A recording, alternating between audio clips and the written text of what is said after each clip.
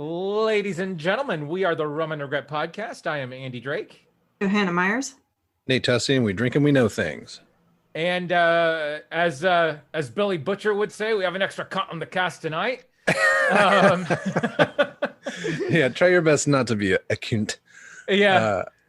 So we've got Steve Polivka, DM extraordinaire from my super geek life. Wasn't that a show on Nickelodeon? Anyway, yeah, welcome, Steve. Glad to have you. Thank you. Steve, tell us a little bit about yourself. Oh God, I don't even. What are you into nerddom wise? That's an easy way to do it. Oh God, what am I not into nerdom wise? Well, here, how about, are you more and just be honest, you can be both. Are you more Star Wars or Star Trek? Definitely Star Wars. I can say I've never formally seen Star Trek. Oh, okay. I mean, I've seen like episodes here and there, but I haven't like watched seasons or whatnot. Okay. All right. But definitely Star Wars. Yeah. So. And then in terms of Star Wars, what would you consider the best movie to be? Ooh, the best movie? Oh. Yeah. I'm gonna I think the best one is probably Empire. My favorite is Return of the Jedi. Nice. Okay. Well done. All right. Passing tests for me. Yeah. We're going in a direction. I was like, do I want to be honest or do I want to say Ewok Adventure or right? Hey, there you go. Deep cut. Feel free to go for the Ewok Adventure. I'm okay with the Ewok Adventure. By the way, I unearthed my old Star Wars toys that I bought around Return of the Jedi this weekend. Nice. It was incredible. I'll send you guys a picture. I'll post it but it's like I had all of the old figures from that original run. Yeah. Did you have the case, like the Darth Vader case and all that? No. So I had the Rebel troop transport that they all escaped in Hoth that you could put all your guys in. Nice. And so I put all my guys in there. My brother, Danny, individually sealed each character, each figure that he had and put those in bags. Wow. So his are his are nice and put together. Mine are a little weathered, but that's all right. Still dope as hell. Yeah. You're so correct me if I'm wrong, Steve. You're a horror super fan from what I've gathered. Yes. So would you say that's your favorite genre of movies in general? It's my favorite genre. I used to run back in my 20s. I ran a local horror and drinking group. So I was the chapter lead for the San Francisco Horror Drunks back in the day. Nice. Yeah. And so I did a lot of their photoshops for their ads and whatnot. And I think I have over 700 horror films. So I would say it's my favorite genre.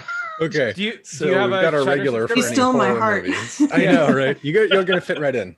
Yeah. Do you have a subscription to Shudder?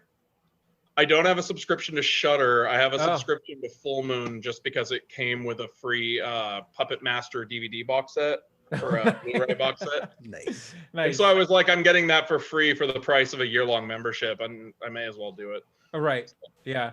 Okay. Now this is going to be the true decisive question of the people on the podcast. No pressure. Are you more Marvel or DC? Oh, good lord. Neither. I will say it depends. Okay. All right. That's fair. It depends. DC movies are garbage. Yes. Correct. DC TV shows, if it weren't for what is it called? Doom Patrol. And Doom Patrol is like my new favorite show. Like I love that. Yeah. If you guys have seen it, it's amazing. Oh yeah. I turned Nate onto the Harley Quinn, the new cartoon. That's nice. Oh my god, it's fucking epic. He's been given you have to watch that. Yeah. Yeah, DC TV shows are far superior to Marvel TV shows, but Marvel movies are superior to DC movies. That is the correct answer. You have passed, sir. Ding, ding, You can ding. continue on the cast. All right, good. I haven't been voted off the island yet. Are you done with the Sphinx riddles for today, Andy? Yes, I'm done. I'm sorry. No, this is funny. We should vet all of our guests on here with this little half-ass test. Well, what's great is it seems like we've got a ringer for any kind of horror movies that we want to review. No, and that's true. Another horror movie fan. Yay. Yeah. I just saw a great one on Shudder that was it's a Canadian movie called Summer of '84. Dude, such a good movie. A great movie, and the soundtrack is killer too. Oh, dude, the soundtrack. I mean, I've always said that soundtracks make movies, but I mean, it's just become more recent, especially with Cobra Kai. The soundtrack in Cobra Kai was just so epic, and it really fucking tied the room together. And so, but no, the soundtrack in Summer of '84 was so spot on with it. I love it.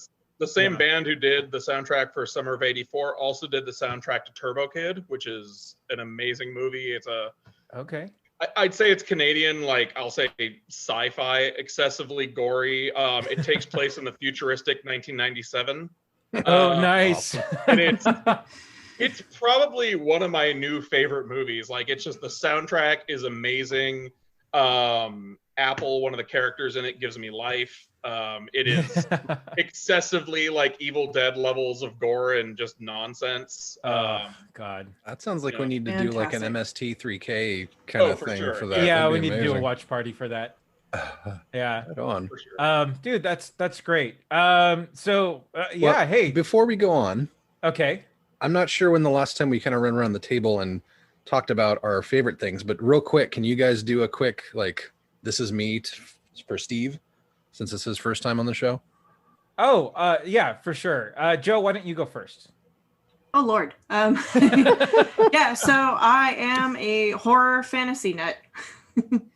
There you go. So Easy peasy. Anything Dark Crystal, Labyrinth, or Hellraiser, that's kind of where I lie. Nice. Okay, so I am, if you can't see the Metropolis poster behind me, I am the DC fanboy of the group here. I'm also a big Star Trek fan, but I do love Star Wars probably just as much as I love Star Trek.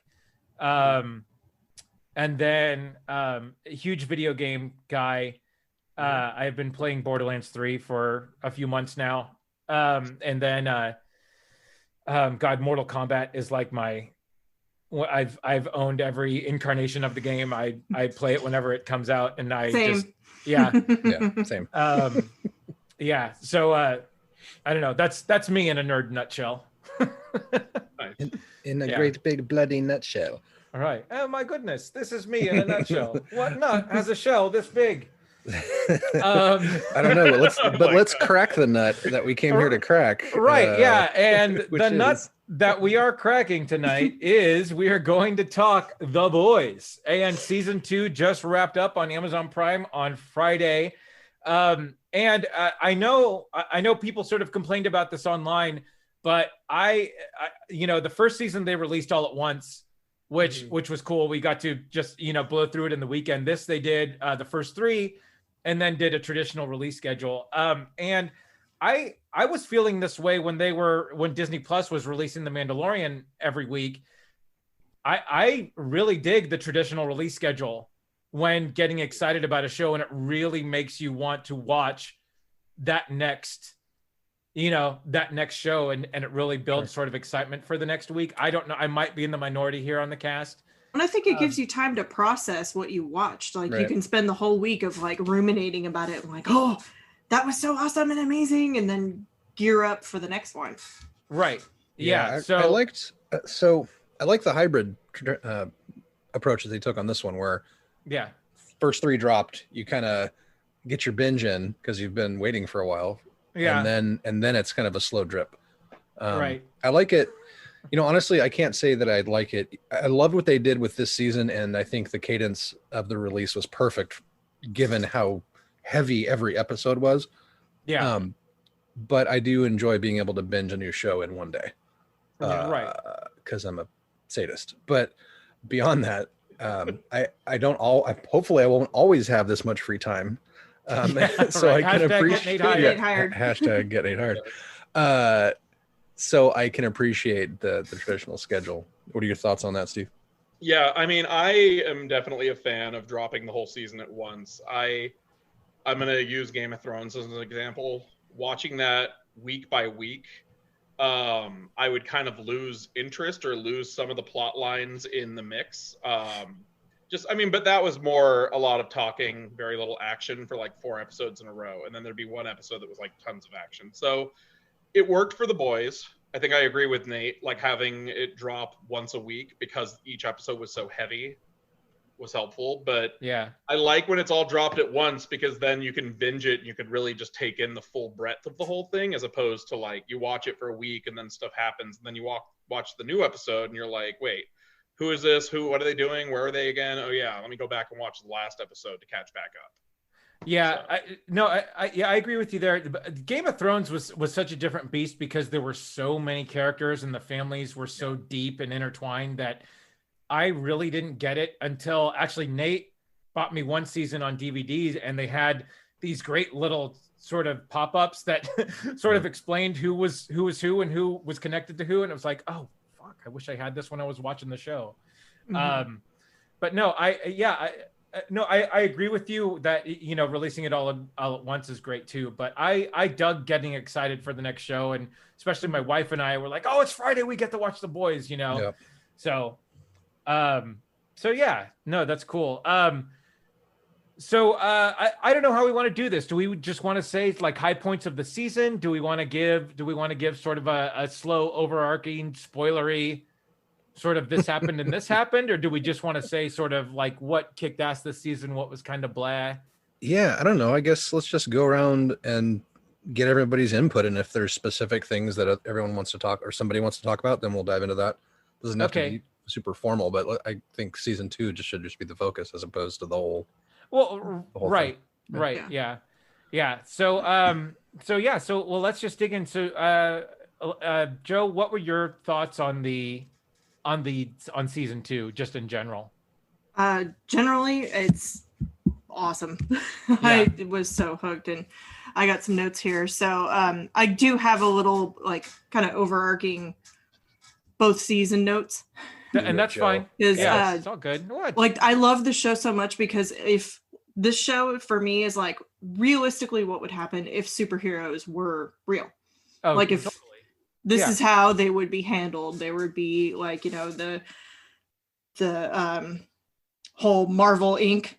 Vought, and but there'd also be like your underlying like black market superheroes, the ones that are like the dude that cuts off his arm for money, and you know, like the shapeshifter that, you know, spoilers, that Homelander goes to. Oh, that was so nasty. Oh god, that was so bad. But it took me a minute too. Can we talk about that real quick since you brought it up? We actually touched on that in the last episode, I think. Yeah. It took me a minute because I went, wait, I thought she was dead. Is this like a clone situation? What's happening? There's like this whole or did Vought like bring her back? What's happening? I did the same thing. Like, is there going to be another boob scene? What's happening? I don't know what's going on here. Yeah. And then it's a dude. Like, the guy breaks character and he's like, "What are you doing?" All right, turn back. Like, oh my god, it's so disgusting. Because I think you said you listened to the last episode, Steve. I love me some Elizabeth Shue. So you can imagine my confusion and horror. Hashtag awkward writer. When it's not her and it changes into what is basically the polar opposite of Elizabeth Shue in every way. Did that, Nate, can I ask, did that ruin it for you for a little bit? Yeah, I'm not going to lie. It definitely took me a few hours. Yeah. Which also, I'm like, how is that guy, like, I mean, how is he still alive? Right. Eventually, obviously, he does die, but I'm like, how does Homelander let him walk out of that room? No, it doesn't happen. There's no way. I mean, we find that out, but there's no way that secret gets out. Oh. Yeah.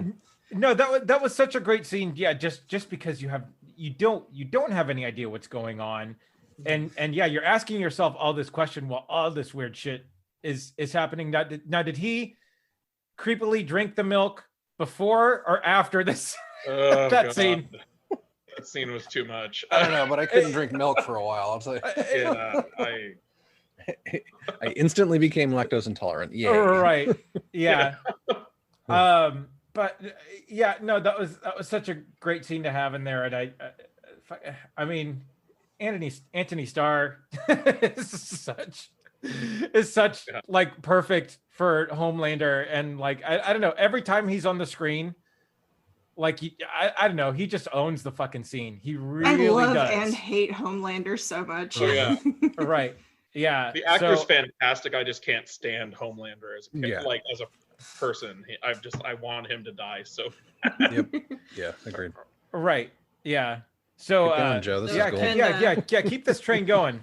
So, and my other point is one of my favorites is Frenchie. I love Frenchie so much.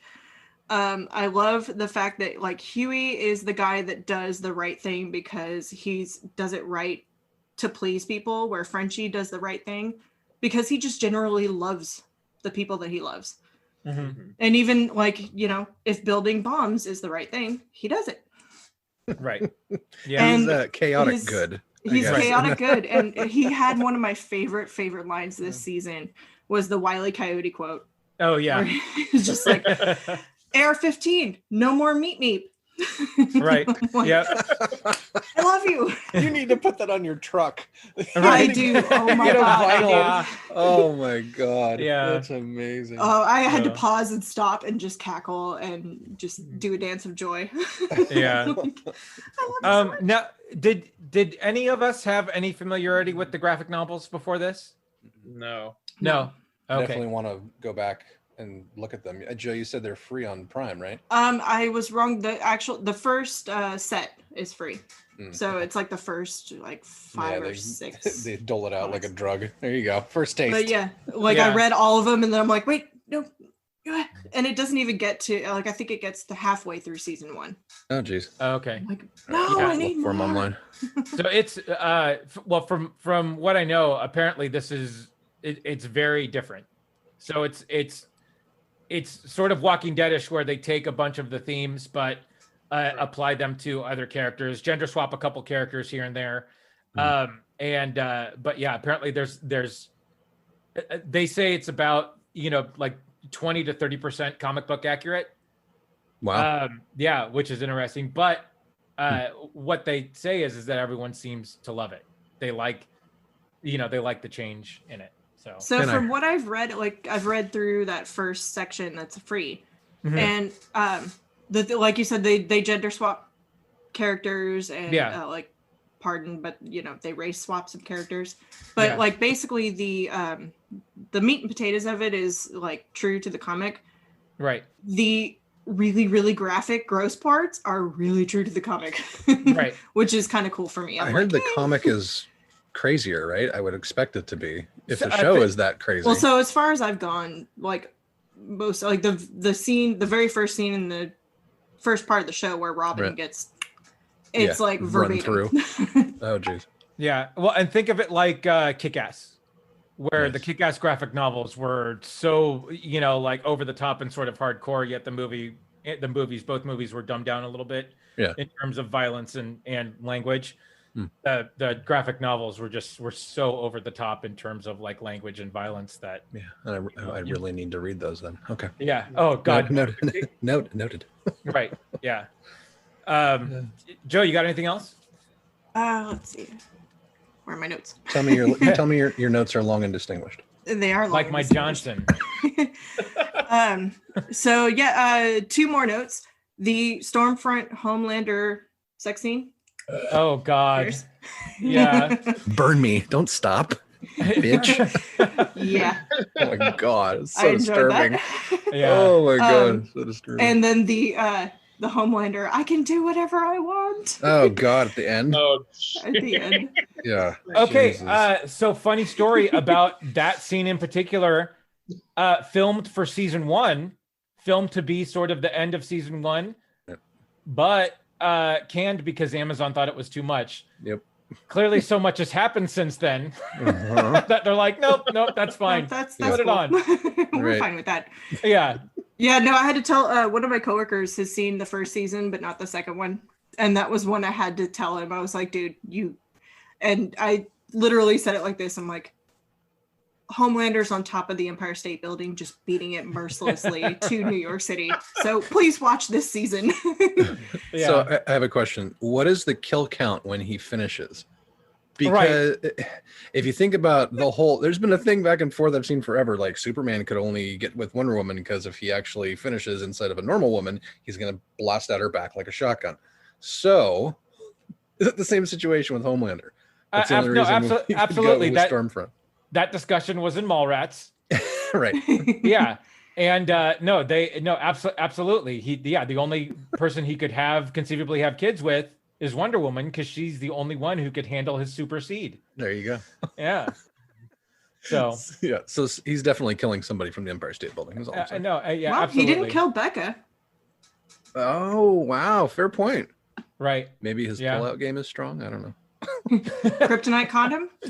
Kryptonite. There you go. There you go.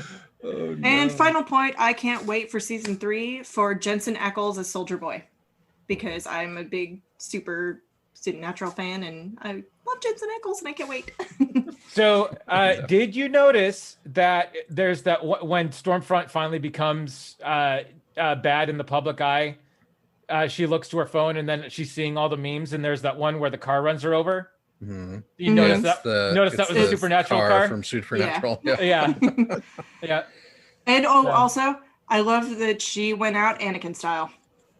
Yeah. She's all crispy, missing all her limbs. That's right. Right.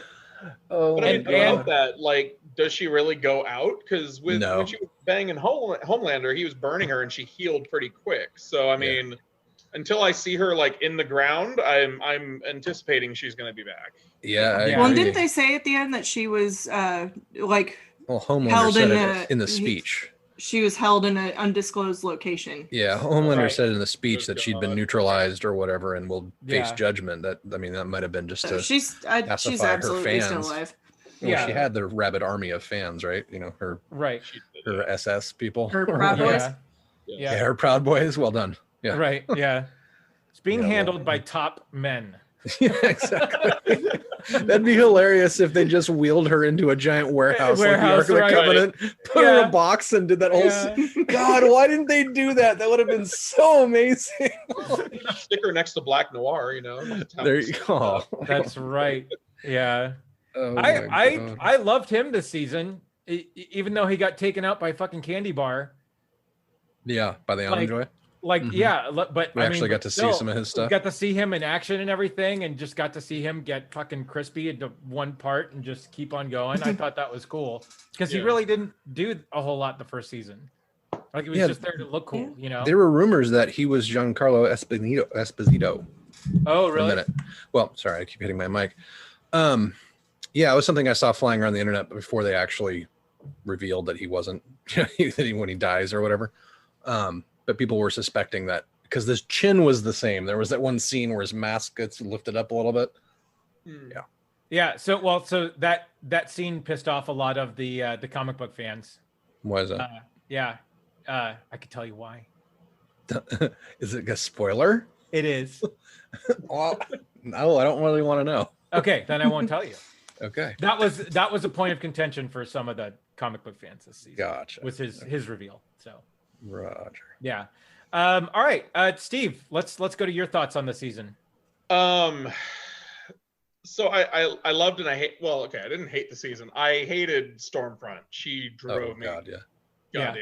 Like her and Homelander. Like it was getting hard to watch because I was like, at some point, I want these two to like get what's coming to them, and it's just week after week. I felt like it was just them getting the best of everybody, and it drove me nuts. Yeah.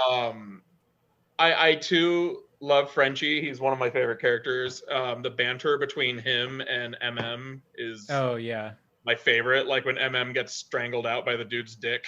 Yeah. Oh, God. And they're telling Butcher about it.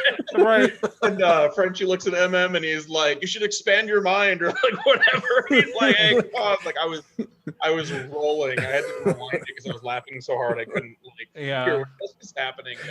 But, I don't know. I'm not a fan of like Jubilee or Dazzler or whatever the hell her name is. Starlight. Yeah, like Starlight. I feel like she has the most ridiculous power. Like the whole time we were watching the final episode, I was just like, come on, Jubilee, do something. Like, right. Ridiculous. Right. Like she can channel electricity, but yet Stormfront is zapping her and she's just like, meh.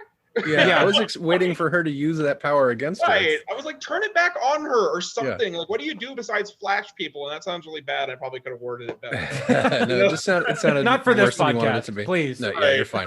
You're hitting our target demo, if anything. Yeah, right. But I mean, aside from that, I mean, watching Maeve and Dazzler and what is her name? Kimiko. Oh, Kimiko. Kicking the shit out of Stormfront gave me life. I'm like, I want to start every day just watching that scene and be like, okay, I'm good to go. Yep. Oh my god, that just made me think of the end of Death Proof. No, absolutely. When they're all like kicking the crap out of Kurt Russell. Yep. Right. Yeah, it's the Death Proof ending. Yeah, that we get, and the women are getting it done. The girls get it done. Yeah. Girls get it done. Yeah. But I thought it was good. I liked how the cliffhanger at the end. Holy shit. Yeah, that was intense. Yeah. Like when it was ending, I was like, okay, so it's like a nice happy-go-lucky ending. I was getting ready to like ask, what are we gonna watch next? And then what happened, and I was like, holy shit. Yeah. So I am definitely excited for season 3. I think as a whole, I really liked season 2, but like Nate said earlier, it was really hard to get through parts of it because I was just like, yeah, really heavy, and it's driving me nuts because these assholes keep winning. Right. But, yeah. Well, I think shows. Yeah. No, and I think that was part of it too. It's that, it's almost that that train wreck couple that in real life that they fucking shouldn't be together, yet they're still together, and they break up like every other week, and they say this isn't gonna, but they stay together, and you just know it's gonna end badly for everybody. And you're just sitting there sort of watching it happen. And like, it's like, it's just going to turn out bad. You're just waiting for it. Yet fucking years go by and nothing happens. So that's how I saw it too. And yeah, it was hard to watch, but you're just like, no, I'm just waiting for it to fucking jump in on itself and totally implode. Yeah. The part where Stormfront and Homelander try to be a father and mom to the kid. Oh god. What?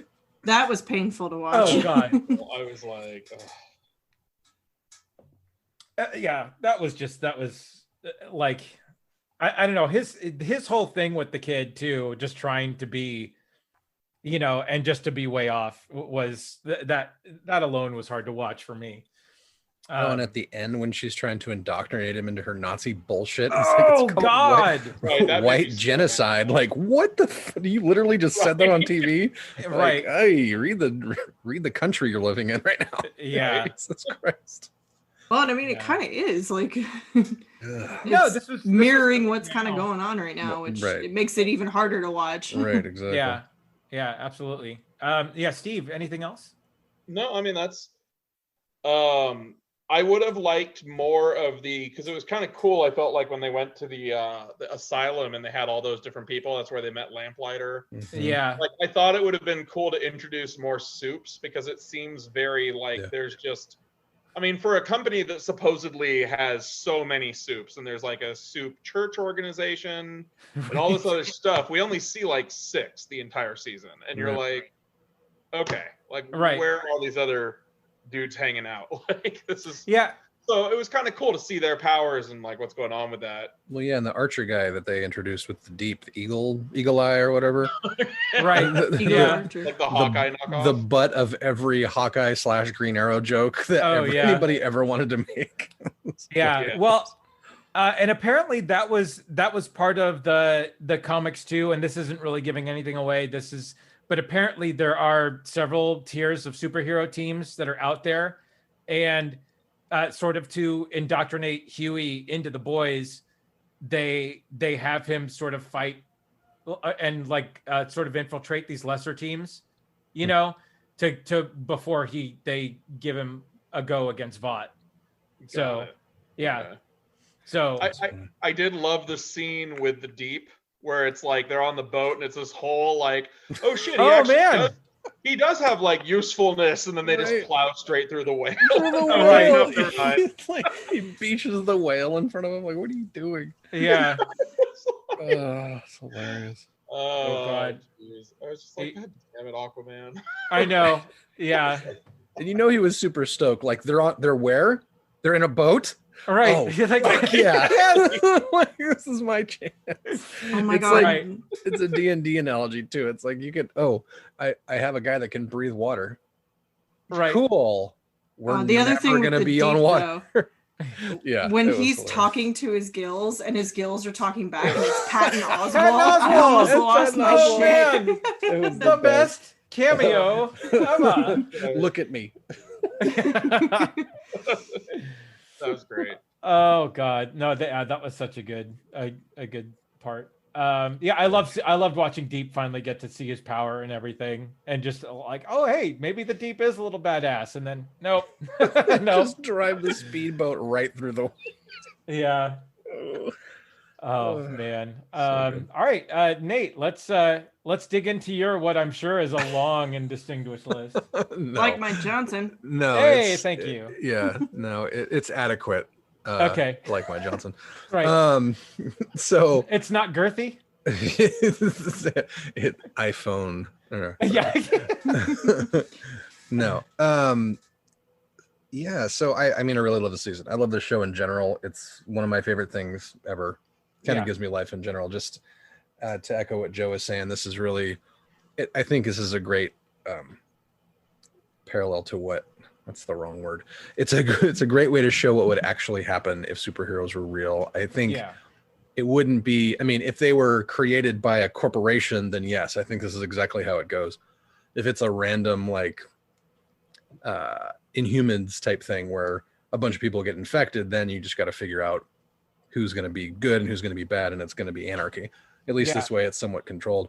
But that comes into play in the season a couple different times where they find out that the guys that the boys are living with underneath the pawn shop are bringing in soup terrorists, basically, right? Like bringing in humans on the side for whatever, and then also bringing a soup terrorist ends up being Kamiko's brother. Yeah. But it's stuff like that really was just kind of, what the hell is going on? This guy's a badass. Like he's a TK powers and is basically kicking everybody's butt. Yeah. And they go through an episode where they're trying to get a hold of him or try to get him into the team, basically get him in the squad. And then Stormfront completely kills him against Vought's orders. And she destroys an entire building. Like she goes apeshit. So up until that point, when she goes apeshit through this building and kills 50 people plus, and then kills the brother, I was kind of digging the Stormfront because she's a brunette and she's from the Pacific Northwest, so she likes beer, and and I liked her anti-Vought kind of mouthpiece stuff at the beginning, and using social media to cut down Homelander. So I was kind of digging it at the beginning, not realizing that the turn was about to happen. And then she goes complete like unlimited power, Palpatine on these people, and just completely destroys this whole tenement basically. And and then we start seeing, she's completely fucked. And then they go through that whole storyline of how she was the Patriot, who was a completely racist superhero in like the Jim Crow South, and then it goes even farther back, and she's like the wife of the original Vought guy, and linked to the Nazi party, and like in pictures with Goebbels and shit. You're like, well, wait, how far back does this go? I haven't watched the video yet, but there's a video on YouTube that basically translates what she said in German at the end when she's all Anakin'd out. Oh, really? I saw that. She's talking about something like, remember that day we were in the garden, everything was great. And they're saying she's referencing her time with Vought and Goebbels and all of them from back in Germany. Oh, really? And they're saying that it's just she's talking repeatedly about, like, remember how beautiful it was, our plans, things like that. Oh, geez. So she's more like nonsensical. It's like her fondest memory. Yeah, exactly. Like she's kind of like a dying type of thing, which is not dying. A little stumpy on the side there. Yeah. All I could think though, seeing her was Anakin. Yeah. Who's got the high ground now, right, bitch? exactly. Yeah, right. I like that they brought in Giancarlo Esposito. He's a great actor. Oh. He does a great job this season. Yeah. In general, I mean, coming off of the Darksaber reveal and Mandalorian to this, I was like, yeah, all right, this is a good bridge. I could see this happening because Mando comes out at the end of the month. So I'm excited for that. I liked how A-Train kind of had a sides plot going on for half of the show. He almost catches now you got me saying it, Dazzler. Starlight. Yeah. Starlight. I like that. Equal power threshold. Dazzler was cool, actually, if you read the comics. Jubilee sucked. So we'll do Jubilee. So he almost catches Jubilee in her effort to extort the scientists for a sample of V to get that to go public. This is her and Huey's plan from season 1, where they were trying to bring down Vought from the inside and that kind of thing. Yeah. And then that news does go public, and then all shit basically breaks loose. The side adventure when Butcher goes to actually meet Becca after he finds out where she's at. Yeah. And then they're like rendezvous on the bridge kind of thing, and that whole back and forth was pretty intense. I didn't expect it to go the way that it went. No. Yeah, neither did I. Any reasonable person would probably just bail. Right. And get out of there given the opportunity. But it really opened up for that scene towards the end of the season where Homelander just basically comes back with Stormfront and he's like, look, here's your new mommy. Right. And takes the kid. Like, oh fuck, I knew that was going to be bad. But the back and forth between what was his name? Ryan, I think. Yeah. Forget. Ryan. I'm not naming any more characters after last season. After last one. Ryan is right. after we got what was his name? Diego. Diego's name wrong the entire podcast. Yeah. The back and forth between Homelander and his son, pretty much the whole season, was about right where I thought it should be, where the kid was basically didn't trust him at all. I hate you. And then he's pissed at his mom after they take him up and fly him around. Like, what, you've been lying to me my whole life. I hate you. Basic, little kid shit. And then at the very end, when Homelander's there covered in blood from all the operatives that he slaughtered in the cabin, he's trying to get Ryan to come with him, and Ryan just is creeping over behind Butcher slowly, even though everything that had just happened before that, where he accidentally killed his mom and fried the hell out of Stormfront and all that. Sorry, this review is all over the place, but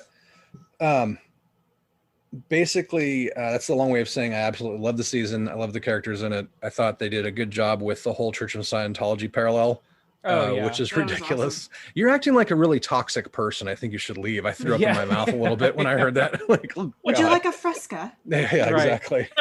I think I want to use the Fresca line in real life now. It's the same thing as would you like a Snickers? Right, absolutely. If somebody's being bitchy, do you want a Snickers? It's like, do you want a Fresca? If you're completely part of the cult. Yeah. What else? You'd have to be part of the cult to like Fresco. So apparently, yeah. What else? Yeah, I think just the back and forth between the boys themselves, Butcher and Mother's Milk, and finally Kimiko teaching Frenchie some of her whatever that sign that her and her brother made up. So sweet. That was great. I like the back and forth between them where she's just completely distraught after her brother dies and he's trying to break through to her, and she basically says, fuck you, fuck off. And he's just still trying to be around.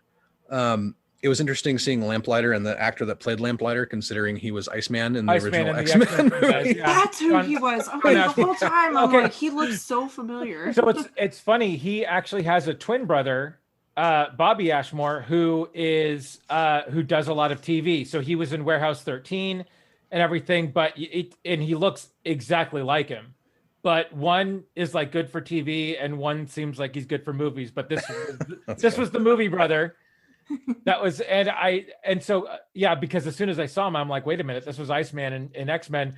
So I look him up on IMDb, and I read this great line in the trivia. He's like, yeah, we've gone in auditions, and after one of us gets the job, we get the call that said, yeah, we literally flipped a coin to see which one to hire. Oh no, it's terrible.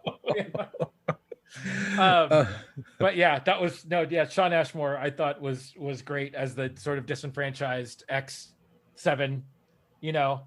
Yeah, like and what a ridiculous costume. He's got to carry around this giant lit staff. Like, yeah, you know, they have Zippos and stuff that you can use. Like, you know, it would have been nice if they tried that and just kind of brushed it off as an homage to the original, where his buddy had the pyro or whatever, had the lighter. Yep. The other side story that I really liked was the when they try to get Vogelbaum to confess and they get him into the congressional hearing, and then everybody's heads start popping.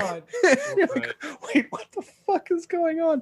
And this happened once earlier in the show when one of the CIA operatives, they were trying to bring who were they trying to bring? And they were trying to bring Kamiko's brother to him or to her, I think. Yeah. And then her head pops and you're like, wait, what the hell is going on? And then you get into this congressional meeting and everyone's dying. Like heads are popping everywhere. Superheroes' heads are popping. Regular, you know, congressional members are popping. And then, you know, we talked about what happens at the end where, you know, Ryan is just super scared and Stormfront's basically has his mom up against a tree and is killing her.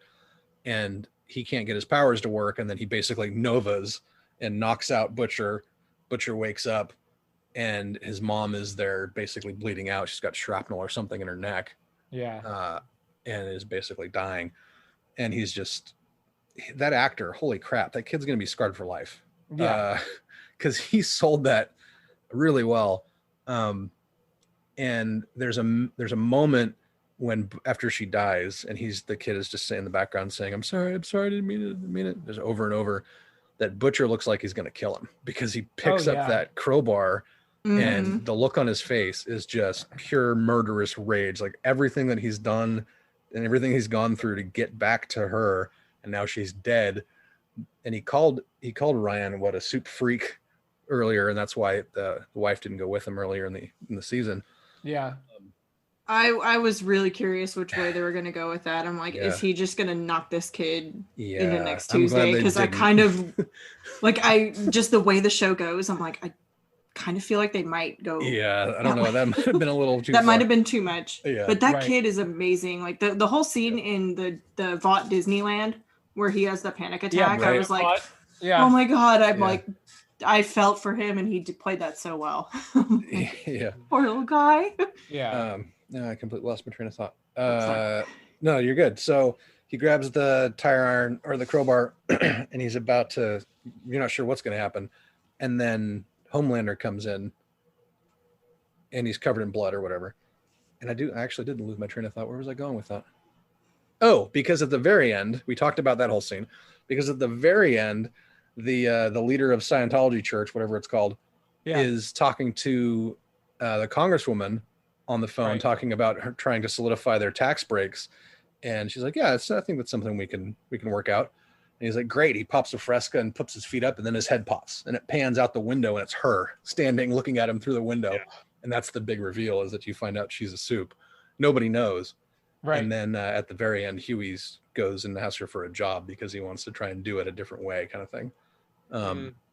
So yeah, I mean, that was a very crooked line to get to the point. Yeah. Amazing season. I can't wait for the next one. No, that was such a solid reveal. I thought, because Jamie and I were like, who's blowing up the heads? Come on.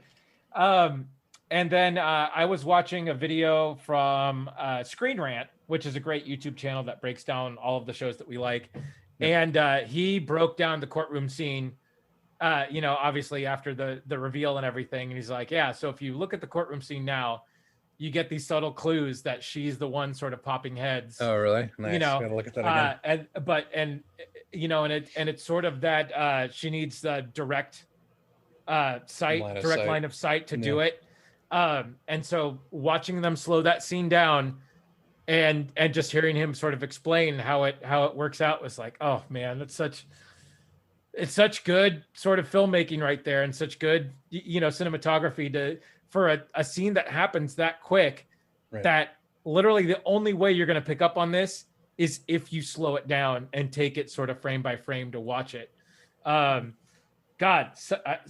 a great scene. Like, I expected the courtroom scene to be some long, like expositional, like, oh, this is, 20 years ago, this is what Vought was doing. And it's like, no, heads are fucking exploding everywhere. It's great.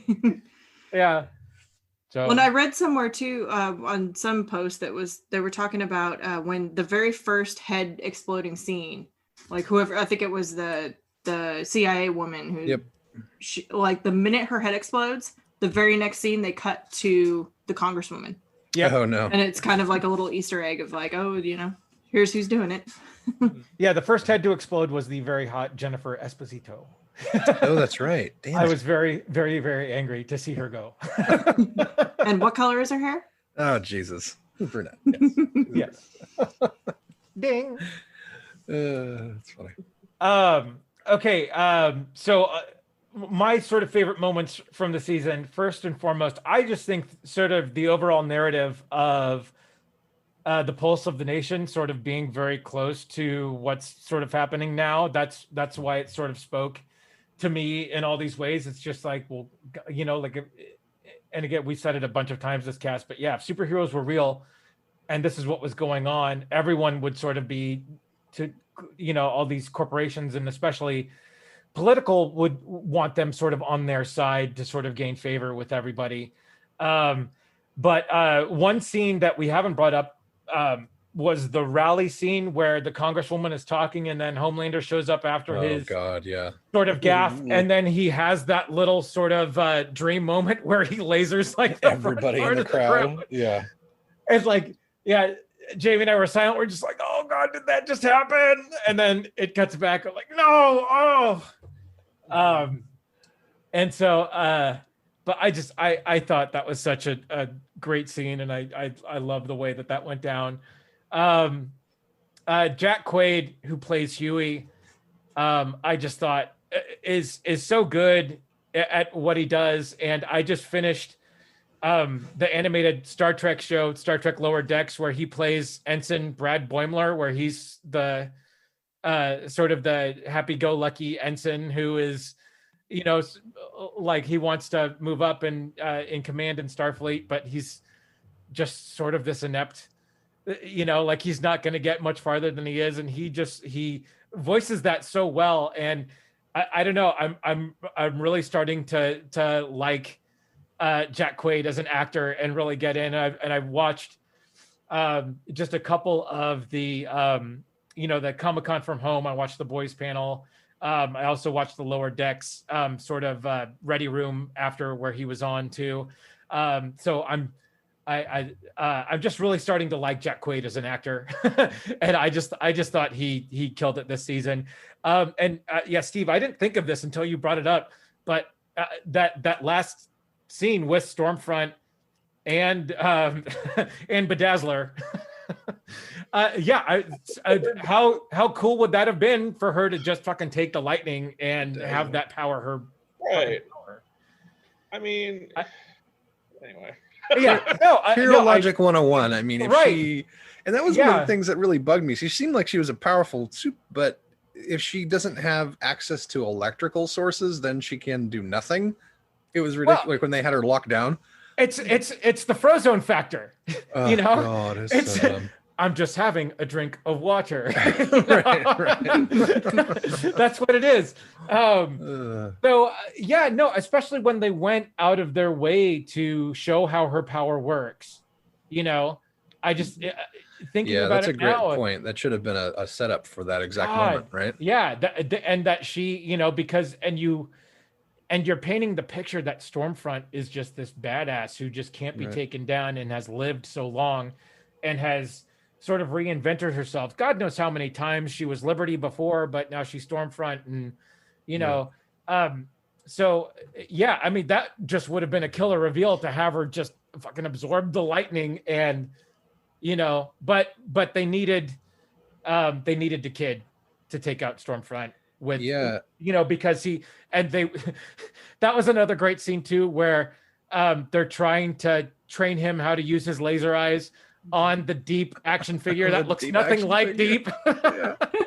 All I was thinking of was that's in between him and the house. If he actually does it right, it's taking out the house. What are you doing?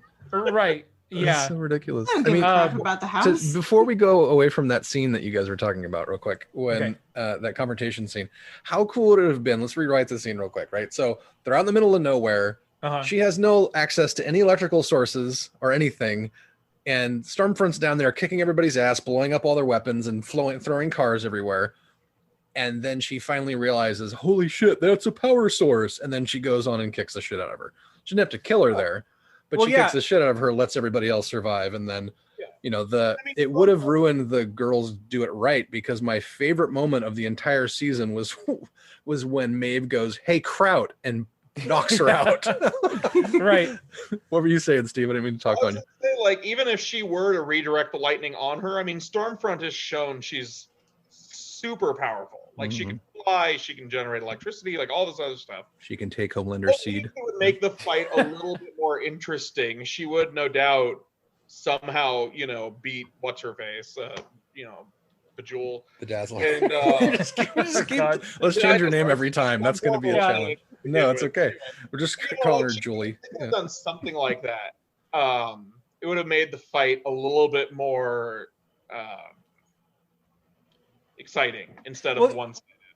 Well, knock her back with lightning, have her sort of land in that sort of superhero pose where she collects herself, and then you see just a little sliver of lightning just sort of run up her finger or something, and her eyes get all glowy, and then you would be like, oh man. And then all she needs to do is to sort of do that like super flash punch where it knocks her back, and then you have all the girls sort of death proof the shit out of her. That was a great scene. It was really good. And Nate, you brought this up. Stormfront's intro is just sort of into the show and into the team. When she said Portland, Oregon team, we're like, yeah, Portland. Yeah, she's got a side of her head shaved. She's super alt, Yeah, it's like Vault sucks. Like, yeah. Hi, Vault sucks. You're badass. Right. You're the worst. I was team Stormfront until she entered that tenement. She saw the immigrant family and just annihilated them for no reason. Yeah. I was like, okay, what the hell? What is she doing? Yep. And then I was like, oh, she's hella evil. Like, fuck her. I'm done. No. Right. Yeah. So. Yeah. I totally agree. Yeah. We ran that same gamut of emotions. Like, oh, she's so awesome. And I'm like, oh God, no, she sucks. I hate her. She's literally the worst. Yeah. Yeah. And then the scene in the finale where Homelander walks into the cabin with the Vought guys, and it cuts down to Butcher's phone, the cunt's at Vought, ringing, and then he zips through that one guy. And then he walks out, just completely closes the door behind him, and then turns back around, and then hard smash to the exit of the building where he's just drenched. No, I thought they really did a great job. They definitely had their fun with the gory moments this season, but they did sort of show a lot without showing a lot, which I thought was cool too. I really sort of appreciated that. I love the season. I think overall this was, just as strong, if not stronger than season one. Oh, yeah. I'm totally stoked for season 3. Just because we're gonna get more soups, we're gonna get more evil Vought, we're gonna, get more of the Congresswoman and what her sort of storyline is, and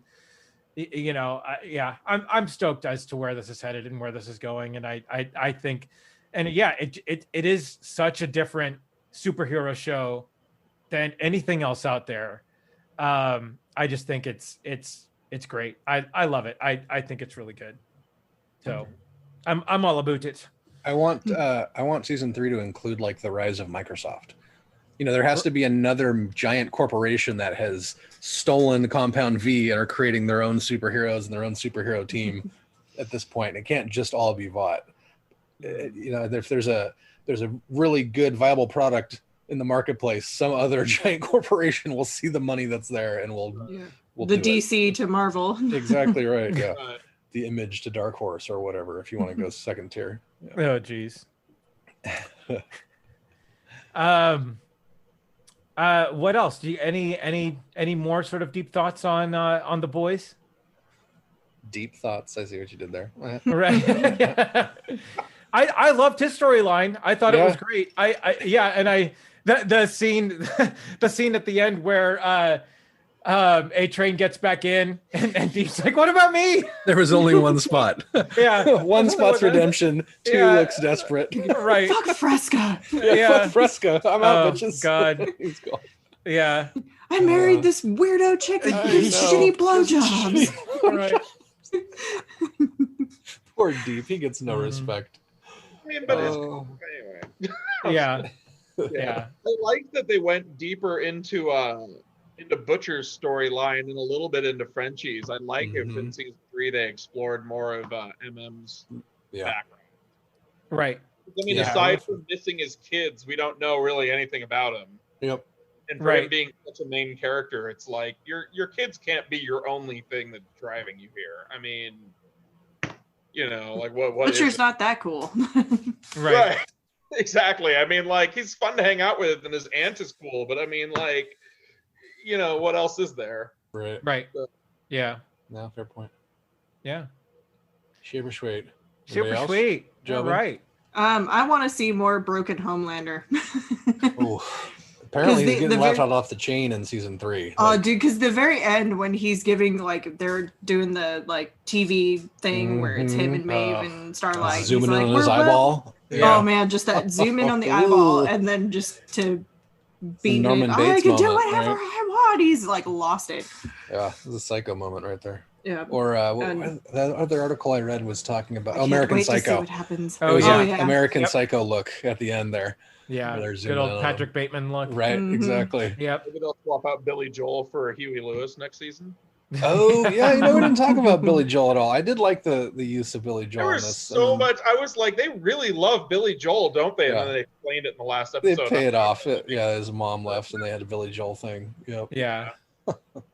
Like the whole season, I was like, what the hell is it with Billy Joel? Like, what is happening? Yeah, they probably could have paid that off. Dazzler finally asked. Right, exactly. I was like, Dazzler asked. Leave it to Dazzler to push the Billy Joel. Right. we gotta get Starlight. Okay, it's the worst name ever. Starlight.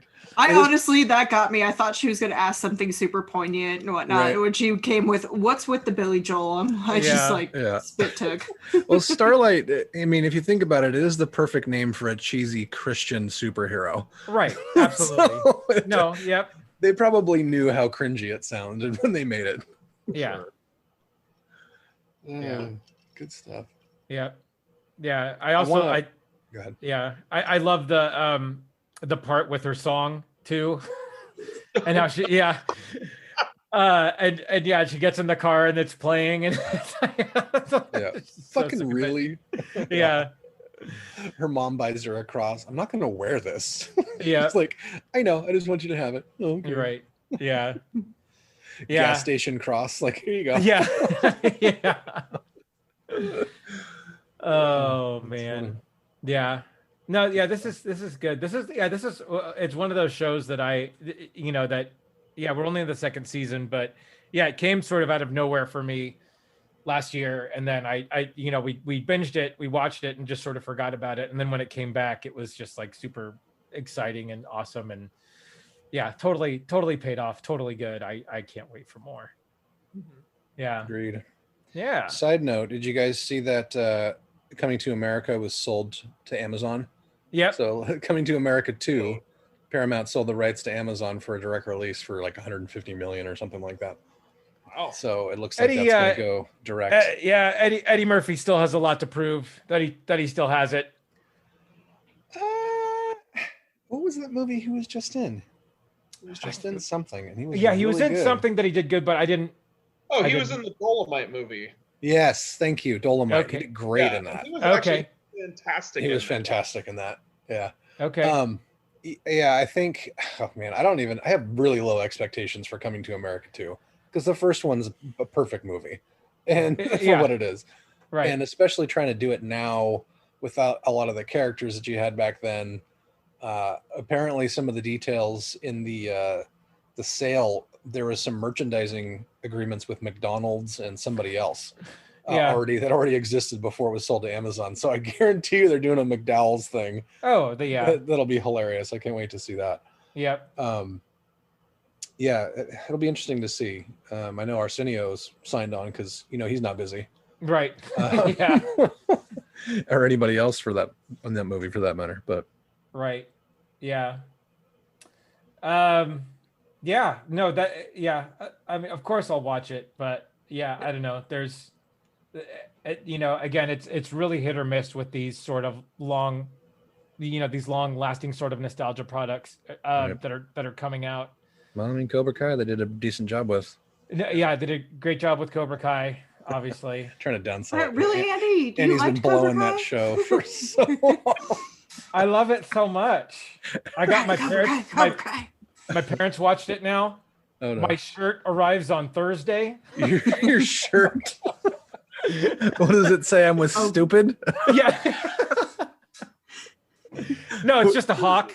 It's a nice hawk. Is it? No, it has a hawk on the back, right? It says Cobra Kai on the front. Flip the script. So, right. Yeah. It has a cleft palate on the front. Right. Yeah. I'm getting my tattoo on Wednesday. Right. We're terrible people, Steve. I'm sorry. Yeah, we're awful. We're awful. But no, yeah, there's a lot of great stuff sort of coming down the pipeline. What was it? I just sent the trailer to you guys. Oh yeah, what was that? 355 or something like that. It's a no. You're talking about Expanse. Yeah, Expanse season 5 is come out in December. His Dark Materials. I don't know that we talked about this. I think I tooted this on an old podcast, but season 2 drops in a month. Yep. Windows coming out. New Borat movies coming out. Yeah, all kinds of stuff. The Craft Legacy. Oh yes. Yeah. Really? They redid The Craft? That might be a tough. I have very mixed feelings about that. Yeah. The first one I said, I'm cautiously optimistic. Yeah. The first movie is just gold. Mm-hmm. It's going to be so hard to sort of bring that around. Mm-hmm. So anyway, yeah. Something for another podcast on another day. That is true. That is true. Yeah, Steve, any final thoughts for the group? No, not that I can think of. No. Well, man, we liked having you on today. It was very, very cool having you here. And I know we touched on this briefly, but for the people that are listening, Steve's background is the inside of Pee-wee's Playhouse. It's fucking amazing. So kudos to the badass Zoom background. All right. The word of the day is cunt. Oh, Nick's beer out. Surprisingly, nobody really they said a bit at the front. I thought there'd be a lot more. Yeah. But I was like, all right, fair enough. I tried to get the ball rolling early. Nobody wanted to play along. I was like, okay. No, okay. So real quick, back to the very end when he's hiding the kid over to the CIA. Remember what I told you? And the kid goes, "Don't be a cunt." Right. Like, oh, Lord. That a boy. Oh man. Yeah. No, it was so good. All right. Well, did you guys watch The Boys season 2? What did you guys think? Let us know in the comments. You can find us on Facebook at Rum and Regret Podcast, at Twitter at Rum_Regret. Joe, where can they find you? JoeChickadee.com or Joe Chickadee on the socials. Nate, where can they find you? Avid gamer everywhere games are played. Wait, that doesn't make any sense. It's AV1D gamer on all the socials, and you can also find Rum and Regret Pod on any place podcasts are listened to. So Google Play, Spotify, Amazon Music? Amazon now, as of 2 weeks ago, radio.com. You can basically search for Rum and Regret Podcast, and you can find our feed. Nice. Steve, are you comfortable giving out your socials on the podcast that maybe 3 people listen to? I mean, I don't know what to do. Dude, okay. Yeah. I mean, dude, your gram's gonna blow up after this, dude. Your gram. You're gonna get a TikTok follower. It's gonna be amazing. Life changing. This is when I need the wrap it up box, like in the right, yeah, little light in back that you just sort of tell me to get it fucking going. There was a great. I'm sorry that. Yeah. So, obviously, you guys know who Mitch Hedberg is, the late great stand-up comic Mitch Hedberg.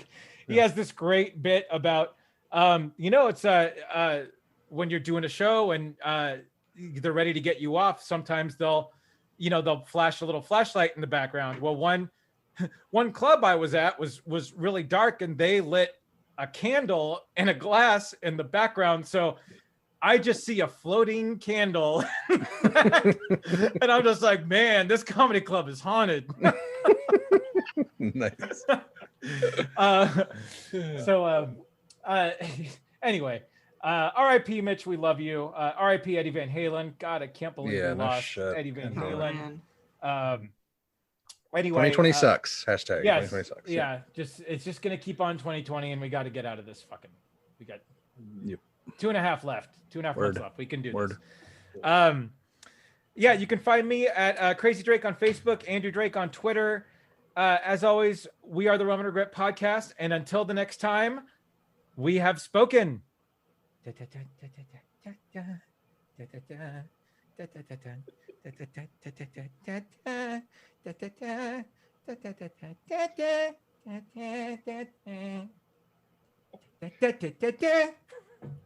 night, you cunts. Ah, you stepped on mine. Yes. Don't be a right cunt. Finally, Joe got the last word.